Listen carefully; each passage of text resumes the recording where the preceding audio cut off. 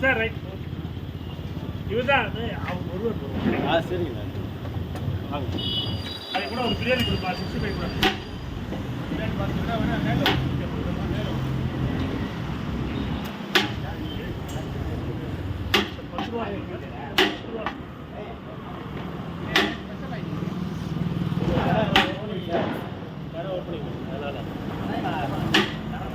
Sir இங்கே எப்படி இருக்குது சார் சாப்பாடு?